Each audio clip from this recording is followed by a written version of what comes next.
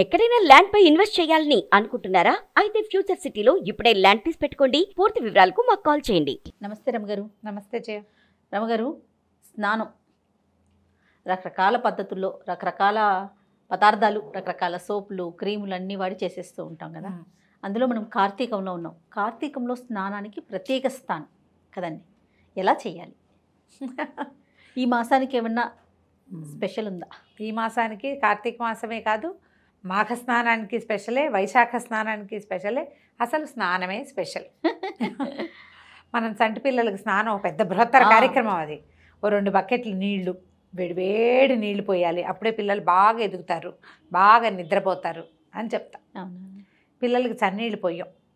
బాలింతలకి ఖచ్చితంగా వేడి నీళ్ళు కావాలి. ఆ నీళ్ళల్లో వేపాకు వేయాలి, వావిలాకు వేయాలి, అలాంటి నీళ్ళు పోయాలి. హాట్ వాటర్ బాగా మద్దం చేసి మంచిగా నీళ్లు పోస్తే పిల్లలు చక్కగా బాగుంటారు. స్నానము శుభ్రత కోసం చేసేది. అదే కాకుండా మనకి స్నాన విధి అనేది మన ఇండియన్స్కి ప్రత్యేకం. స్నానాన్ని మనం ఒక పుణ్యకార్యంగా చేస్తాం. పుణ్యాన్ని సంపాదించుకునే కార్యక్రమం అది.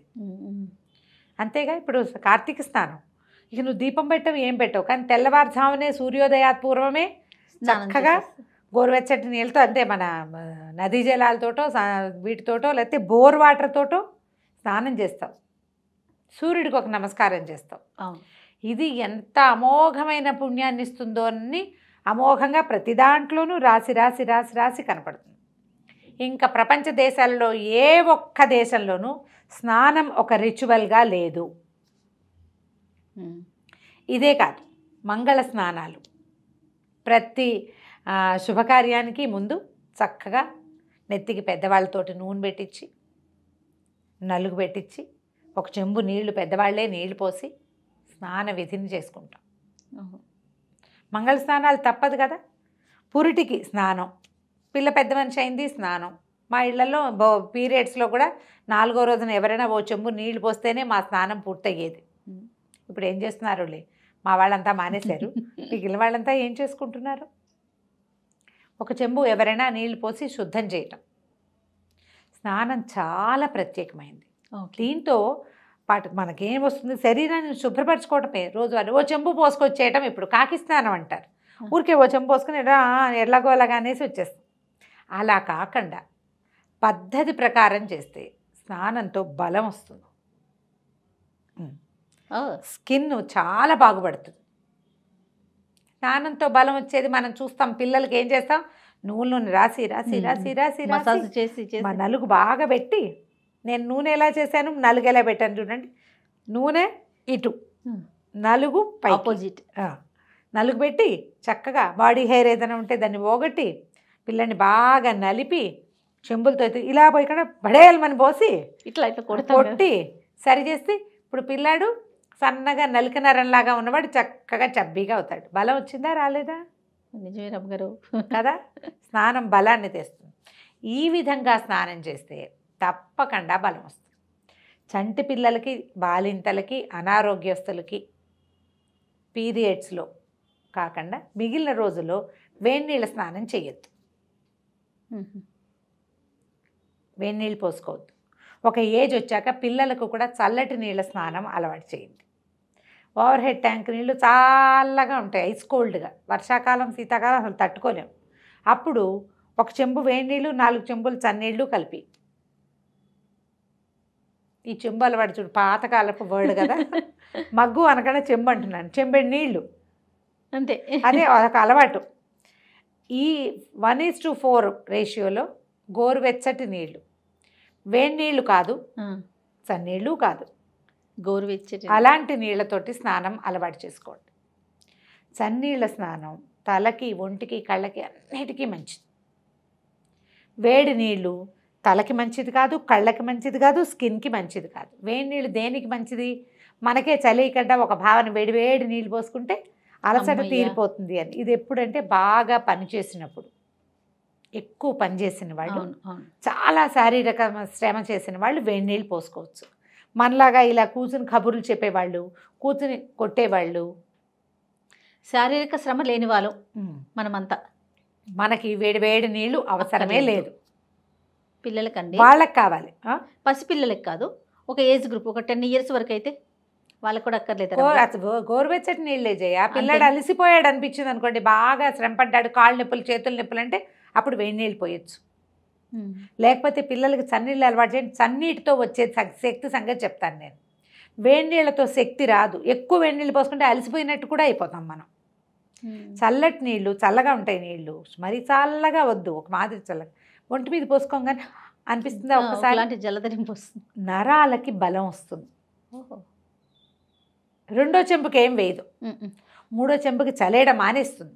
ఆ రోజంతా చలేయదు మనకి. అయితే ఈ చన్నీళ్ళు పోసుకోవాలంటే ముందు మనకు అలవాటు లేక చాలా కష్టంగా ఉంటుంది. ఆరోగ్యం కావాలి, స్కిన్ బాగుండాలి, ఎక్కువ కాలం మనం యంగ్గా ఉండాలి, కళ్ళు జుట్టు బాగుండాలి అంటే చన్నీళ్ళు మంచివి. ఇన్ని పాయింట్స్ చెప్పాక అసలు కాదనేది ఎవరు రమ్మగారు కదా. ఆరోగ్యం, స్కిన్, హెయిర్ అసలు మెయిన్ పాయింట్సే ఇవి కదా. అదే, దాన్ని ఏం చేయొచ్చు, దీనికి ఒక విధానం ఉంది. ఇది ఒక సొంత విధానం అనండి, నేను చదివిందనండి, చాలా కాలంగా ప్రాక్టీస్ చేస్తున్న విధానమే చెప్తున్నా. ముందు ఒళ్ళుతో వేసుకుని తర్వాత నీళ్ళు పోసుకోండి. పొడి ఒంటి మీద సోప్ ఎలా కదులుతుందండి? సోపు అని చెప్పలేదుగా నేను. సున్నిపిండి పెట్టేసుకో. సోపు చెప్పట్లేదు అసలు. ఓకే, 2 మెథడ్స్ ఉన్నాయి. ఒకటి బ్రష్ తోటి, మనకి బాడీ బ్రష్లు చక్కగా దొరుకుతున్నాయి విరివిగా. బీరకాయ పీచులు దొరుకుతాయి విరివిగా. ఏమన్నాడు, ఎకో ఫ్రెండ్లీ బ్రష్, లేదా చక్కటి ఇంత మల్లు క్లాత్ అది తీసుకోండి, దాన్ని తడిపేయండి. ఆ తడి బట్టతోటి ఒళ్ళు తోమేసుకోండి. ఇగో ఇలా వస్తుంది. అప్పుడు వేళ్ళకి నలుపులు ఉండవు. ఇది ఎలా అంటే అలవాటు చేసుకోవాలి. ఓకే, నాను ఇప్పుడు అర్జెంటు పనులున్నాయి, పరిగెత్తేస్తాం, ఏదో చెంపు పోసుకుంటాం. కొంచెం ఖాళీగా ఉన్నా చన్నీళ్ళు అలవాటు చేసుకోవడానికి ఈ మెథడ్ వాడండి. సూపర్. చిన్న మల్లు క్లాత్ ఇంత తెల్లగుడ్డ తీసుకోండి. మనవి పెటికోట్స్ మెటీరియల్ అవి దొరుకుతాయి కదా, ఓ మీటర్ పట్టుకొచ్చి పెట్టుకోండి. అంత ముక్క అంటే దాదాపుగా ఒక ఫుల్ స్క్వేర్ అనుకోండి, మడతలు పెట్టేసి దాన్ని నీళ్ళలో పడేస్తే నానిపోతుంది. కొంచెం అలా పిడిచి తోమేసేయండి బాడీ. మొహం దగ్గర నుంచి మొదలు పెట్టద్దు, పాదాల దగ్గర నుంచి పైకి, చేతుల దగ్గర నుంచి పైకి అట్లా చేయాలి. పాదాలు అవి కూడా ఎంత శుభ్రంగా తెల్లగా ఉంటాయో చేయాలి. ఒళ్ళు తోమేసుకున్నాక ఒంట్లో బ్లడ్ సర్క్యులేషన్ స్పీడ్ అయిపోతుంది. అప్పుడు నీళ్ళు పోసుకుంటే చలేదు. చన్నీళ్ళు అలవాటు చేసుకోండి, లేదా లైట్ జస్ట్ గోరువెచ్చగా బాడీ ఒళ్ళు తోముకుని నీళ్ళు పోసుకుంటే భలే హెల్తీగా అవుతారు. స్కిన్ చాలా బాగుపడుతుంది, డెడ్ స్కిన్ మొత్తం పోతుంది. లూఫాతోటి కూడా, ఈ ప్లాస్టిక్ లూఫాని నేను ప్రిఫర్ చేయను. బీరకాయ పీచులు చక్కగా మనకి దొరుకుతాయి. నేను దొరుకుతాయి అని చెప్తున్నా కానీ దొరుకుతాయి అన్న గ్యారెంటీ దొరుకుతాయి. ఓకే చోట్ల ఓకే. అయితే ఒకటి ఇలా రౌండ్గా ఉండి వట్టివేళ్లలాగా కనపడుతుంది, దాన్ని ఏం పెద్ద నమ్మద్దు. దాంట్లో వట్టివేళ్ల వాసన ఎక్కువగా ఏం ఉండదు. కానీ బీరకాయ పీచులు మాత్రం మనకి పల్లెటూళ్ళ నుంచి దొరుకుతాయి. నేనైతే ఎగ్జిబిషన్లో కొంటున్నాను చెప్తున్నాను. సంవత్సరానికి ఒకసారి ఎగ్జిబిషన్ పెడతారు. 2 ఏళ్ల నుంచి లేదు, పాతవి అప్పుడేవో ఎక్కువ కొనుక్కొచ్చాం. కలకత్తా ఆ వైపు బాగా దొరుకుతాయి. పెద్ద పెద్ద మాల్స్లో కూడా దొరికేస్తున్నాయి రమ్మగారు, కనిపిస్తున్నాయి, చాలా చోట్ల చూసాను. అయితే కొనుక్కోండి. ఇంత బీరకాయ పీచు ఉంటే దాన్ని సగానికి కట్ చేయండి, మనకు ఒక హాఫ్ ముక్క సరిపోతుంది. ఇంత ముక్క చాలు. కొంచెం 10 ఏళ్ళు వచ్చిన పిల్లలకు కూడా బీరకాయ పీచు కరకరలాడించకండి, గీతలు పడిపోతుంది. కొంచెం నానబెట్టండి దాన్ని, అది మెత్తగా అయ్యాక తోముకోవాలి. అవును, అలవాటు చేసుకోండి. మొహం కూడా ఈ క్లాత్ తోటి తోముకోవచ్చు. మెడ నలుపులు పోతాయి, చెవి వెనకాల ఉండే మురికి వదిలిపోతుంది, చెవులు శుభ్రంగా అవుతాయి. స్నానం చేసేసేయండి, ఇట్లా అలవాటు చేసుకోండి. ఇప్పుడు ఒకవేళ ఇది కాదు, నేను ఈ బాడీ బ్రష్లు అవి చావలేనండి, నా వల్ల కాదు, నాకు డ్రైగా ఉంటుంది అంటే చక్కగా సున్నిపిండిలో చారెడంత నూనె వేసి, అంత చింత సున్నిపిండి అంత నూనె వేసి కలపండి, నీళ్ళు పోసేసి దాన్ని ఒంటికి పట్టించండి, దాన్ని తోమేసుకుని నీళ్ళు పోసుకోండి. అప్పుడు చన్నీళ్ళు హాయిగా పడతాయి. ఓకే, హాయిగా చన్నీళ్ళు పడతాయి. స్కిన్ కేర్కి ద బెస్ట్ స్నానమే ఎప్పుడు కూడా. ఈ స్నానాన్ని మనం ఎలా చేస్తాము అనేది చూసుకోవాలి. లైట్గా ప్రతిరోజు నూనె రాసుకొని స్నానం చేయటం కూడా. నూనె ఏంటంటే మన పైన ఉన్న డెడ్ స్కిన్ని, ఇంప్యూరిటీస్, ఏవైతే టాక్సిన్స్ బాడీ నుంచి రిలీజ్ అయినవి కూడా, చెమటతోటి టాక్సిన్ రిలీజ్ అయిపోతుంది, ఆ చెమట పోదు, డెడ్ స్కిన్ని పట్టుకుని ఉండిపోతుంది. నూనె రాస్తే అదంతా దాంతోపాటు వచ్చేస్తుంది. నూనె రాసుకోవటం, సునిపిండితో ఒళ్ళు తోముకోవటం పోతుంది. లేదా ఈ బాధ పడలేం మనం. వారానికి ఒక్కరోజు నూనె రాసుకొని శుభ్రంగా వదిలించుకోండి. ఆ రోజు బాగా నలుగు పెట్టుకోండి. ఓకే, నలుగు పెట్టుకున్నాక కూడా గోరువెచ్చటి నీళ్ళే సరిపోతాయి. జిడ్డు వదలదు కదా అని అనిపిస్తుంది. మీకు అనారోగ్యము, చల్లదనాన్ని సహించలేరు, ఏవో ఆరోగ్య పరిస్థితులు ఉంటే పిల్లల్ని కూడా వాళ్ళ పరిస్థితిని చూడండి. మనం చన్నీళ్ళు మంచివని నేను చెప్పానని పోసేయటం కాదు. కొంతమందికి ఎక్కువగా జలుబుండే తత్వం ఉంటుంది కదా, సైనసైటిస్లు అవి ఉన్న వాళ్ళు గోరువెచ్చటి నీళ్ళకి వెళ్ళి షిఫ్ట్ అవటమే. తలకి కూడా ఎప్పుడు వేడి నీళ్ళు మంచిది కాదు, జుట్టు తొందరగా పాడవుతుంది. ఆ తర్వాత ఏదైనా కలర్లు హెన్నాలు గిన్నాలు పెట్టుకుంటే కండిషన్ చేస్తే అదంతా వేడి నీళ్ళతో తగ్గిపోతుంది. అవునవును. ఆ ఖర్చు పనికి పని వేస్ట్ అయిపోతుంది. గోరువెచ్చటివి, గోరువెచ్చటి నీళ్ళే ప్రిఫర్ చేయండి. హెల్దీయెస్ట్ థింగ్ ఏంటంటే చల్లవి, హెల్దీయే గోరువెచ్చటి నీళ్ళు. వేడి నీళ్ళు అంత హెల్దీ కాదు. కాకపోతే ఈ పరిస్థితుల్లో పసిబిడ్డలు, గర్భవతులు కూడా చన్నీళ్ళు పోసుకోవద్దమ్మా, గోరువెచ్చటి నీళ్ళు పోసుకోండి. తర్వాత ఏమో బాలింతలు, చంటిపిల్లల తల్లులు, పాలిచ్చేవాళ్ళు, తర్వాత అనారోగ్యంతో ఉన్నవాళ్ళు, జలుబు చేసే తత్వం ఉన్నవాళ్ళు, చన్నీళ్ళు పనికిరాదు మీకు అని చెప్పబడిన వాళ్ళు, తరచుగా జలుబు గుండె జబ్బులు ఉన్నవాళ్ళు, తర్వాత ఏమో ఏమంటారు దాన్ని ఆయాసం లాంటి సమస్యలు ఉన్నవాళ్ళు చన్నీళ్ళు పోసుకోకూడదు.